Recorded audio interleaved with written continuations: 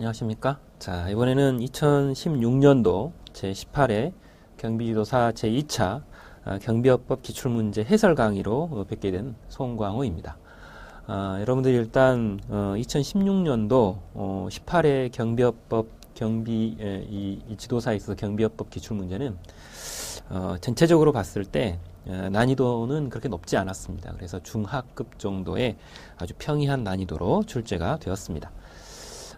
그리고 이제 여러분들이 알다시피 이 경비업법, 경비지도사에 있어 2차 과목 안에 있는 경비업법이라고 하는 과목은 법이 두 개가 들어있죠. 경비업법과 청원경찰법 두 개로 구성이 되어 있습니다. 그래서 이제 경비업법의 전체적으로 40문제 중에 27문제가 출제되었고, 청원경찰법은 40문제 중에 13문제를 차지하는 이런 형태의 비중을 갖고 출제가 되었습니다.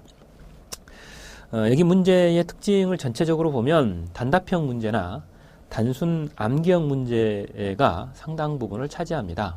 그래서 문제의 난이도가 그렇게 높지 않았던 이유도 바로 그런 이유인 걸로 보이고요. 이렇게 보면 이제 난이도 조절용 문제가 이제 상당히 중요한데요. 난이도 조절용 문제는 약 4문제 정도인 것으로 보입니다.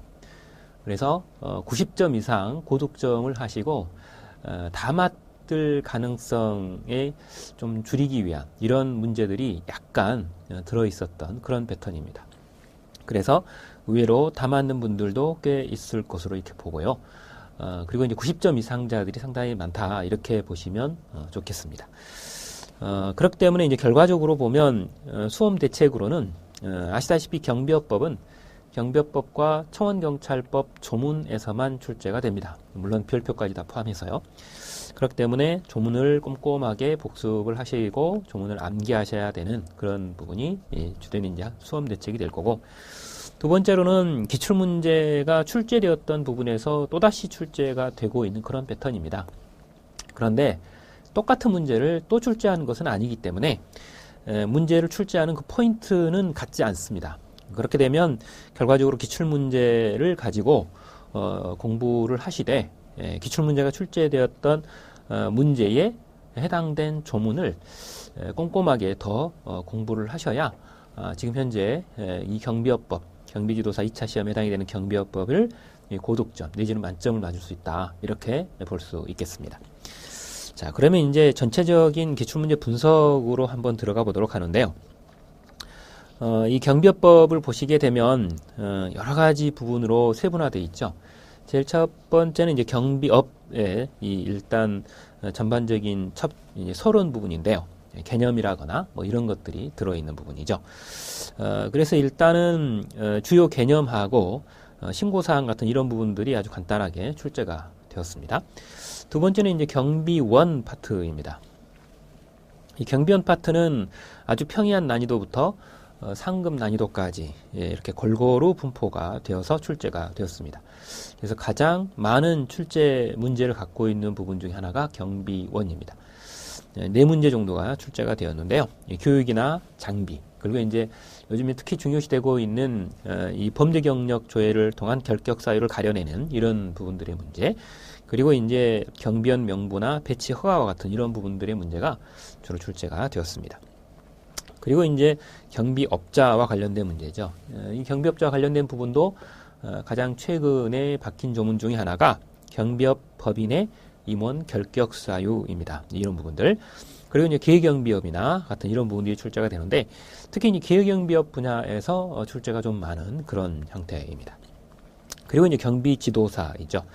경비지도사는 경비지도사의 전반적인 문제도 출제가 되었지만 1차 시험 면제 대상자와 관련된 문제도 출제가 되었습니다. 그리고 이제 경비협회입니다. 물론 이제 최근에 변경된 부분도 경비협회와 관련된 부분이 법이 개정이 됐죠. 그러다 보니까 충분히 예상이 됐던 그런 부분인데, 말 그대로 평이하게 일단은 업무나 이런 전반적인 부분들이 출제가 됐습니다. 그리고 이제 특수경비원은 따로 여러분들이 공부를 좀 하셔야 되는 부분이죠. 여러분 알다시피 경비업법에서 무기를 지급받는 경비원이 바로 특수경비원입니다. 그렇기 때문에 무기를 지급할 수 있는 경비원이냐 아니냐, 이걸 구분하는 문제, 그리고 특수경비원에 관한 전반적인 문제들이 출제가 된 바 있습니다. 그리고 이제 감독 수수료 같은 이런 전반적인 부분들이 또 안에 한 파트를 이루고 있죠. 이 부분에서도 약 4문제가 출제가 되어서 가장 상당히 많은 부분을 차지하고 있는데요. 뭐 지도 감독 부분이나 혹은 이제 일반적인 감독, 그리고 이제 손해배상이나 위탁, 위임과 같은 이런 부분들이 출제가 되었습니다. 그다음 행정처분입니다. 이 행정처분과 관련된 부분에 있어서는 행정처분의 일반 처분 기준이나 혹은 경비업에 대한 임의적 취소, 정지 사유에 해당되는가 안 되는가 이런 문제들, 그리고 이 경비 지도사의 이 자격 정지와 같은 이런 부분들이 특히 문제가 되었습니다. 그리고 청문도 출제가 되어서 4문제에서 약 5문제 정도로 이제 제가 분석을 해볼 수 있게 되어 있습니다. 그리고 이제 벌칙과 양벌 규정들이 있죠. 그래서 이런 형태로 아주 골고루 출제가 됐는데, 그 중에 가장 많이 출제가 된 것은 행정처분 등입니다. 여기서 이제 4문제에서 5문제까지 출제가 되었고요. 그 위에 이제 경비원이나 혹은 이제 감독 수수료 같은 이런 부분들은 약 4문제씩 출제가 되었습니다. 그 다음 청운경찰법 부분을 잠깐 보죠. 이 청운경찰법은 제일 첫 번째 이 경비원 배치와 관련된 부분들이 제일 첫 번째 출제가 됐습니다.